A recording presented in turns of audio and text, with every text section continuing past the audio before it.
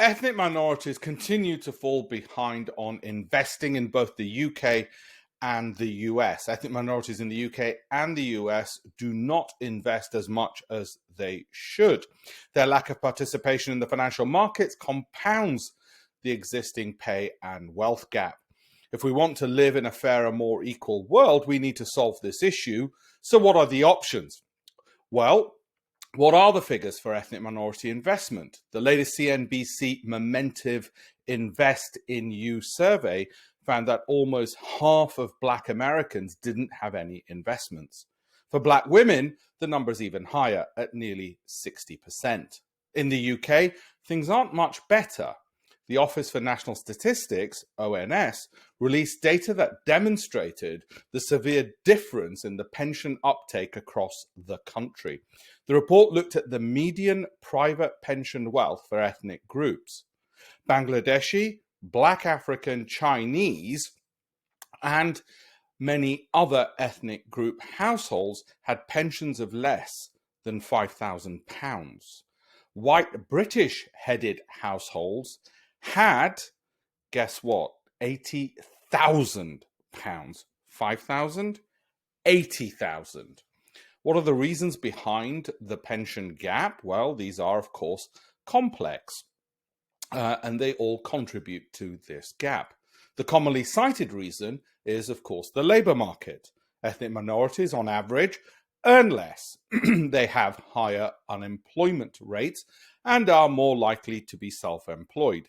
So their national insurance contributions can be significantly different. Not having the liquidity to invest in a pension is a big problem with few easy solutions. Additionally, many ethnic minorities have come from jurisdictions where public trust in institutions is low to begin with.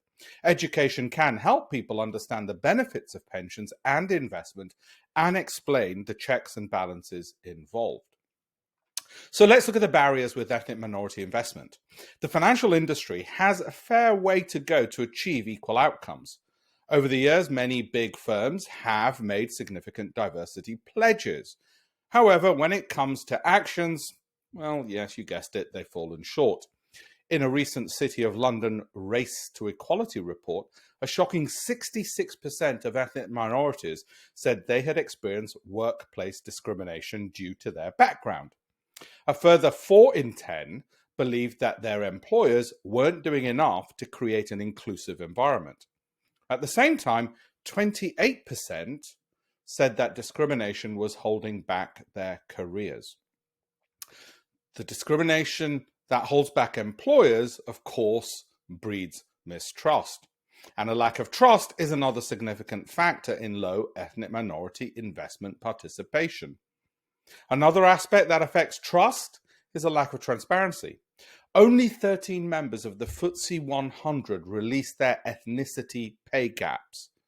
Those that have published revealed ethnic pay gaps as high as 27% in the case of, well, I guess the appropriately named British land. Let's not forget one other important factor. A lack of career progression means lower income to invest.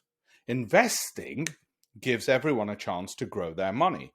Since the 2008 financial crisis, saving interest rates have been typically lower than 1%. If savers want to beat inflation, they need to consider investing. When you consider that the average 10-year stock market returns are historically over 9%, the importance of investing becomes that much clearer. Not investing widens, of course, the wealth gap. It exacerbates existing labour market prejudices and forces and structural inequalities. If we're to make headway on these issues, ethnic minorities must be encouraged to participate further in investments and pensions. Solutions to the investment gap? Well, what are these? There is no magic bullet that can solve all these issues overnight, of course. However, there are several actions that we can all take to close the investment gap. And I'm speaking not just to the potential investors, but also my own industry and asset management. Number one, outreach. Ethnic minorities and women often feel the investment industry fails to engage with them. Hence, one of the reasons I'm doing this recording. A recent report from White Marble Consulting supported supported by Schroders, cited historic ongoing exclusion as barriers to entering investment. One solution recommended in the report is to leverage social media personalities and influencers to encourage participation. I didn't write that. I'm just reporting what they said. Now, that's not the only thing. In many avenues, social media influencers have taken the role of traditional advertising. However, this type of engagement can go beyond just selling products.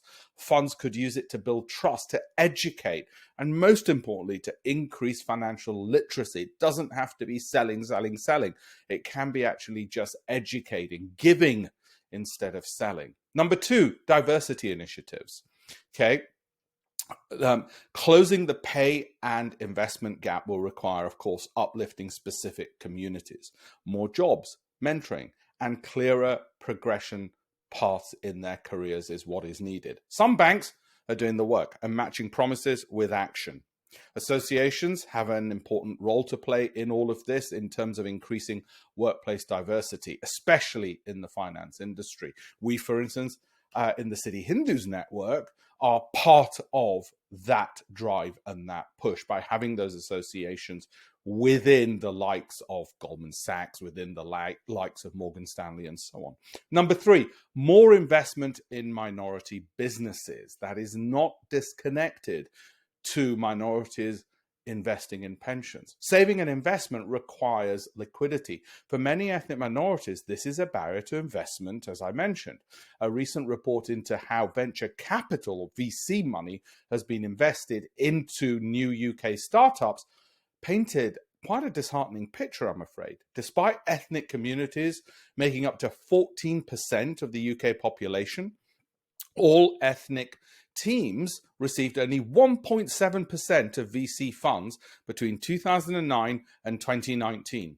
Better investment for everyone will lead to more liquidity and more opportunity. Some funds are, of course, taking the lead.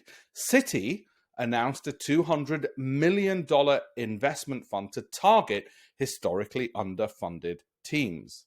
More needs to follow, of course. Number 4, pension reform, and the final of the main things I think that can be done. The People's Pension has some interesting thoughts on how pension reform could solve these issues. They suggest lowering the eligibility criteria for workplace pensions from £10,000 to £6,000. That change would bring in 1.2 million workers, 15% of which are ethnic minorities. Additionally, they believe pension contributions should count from the first pound and not use the current £6,000 threshold. Those are just some of the changes needed to solve this massive problem. Do have a look at my campaignfor1million.com, which is an educational campaign to improve financial literacy across genders, across ethnic groups that I've set up. I hope you'll find it interesting. campaignfor1million.com. Thank you.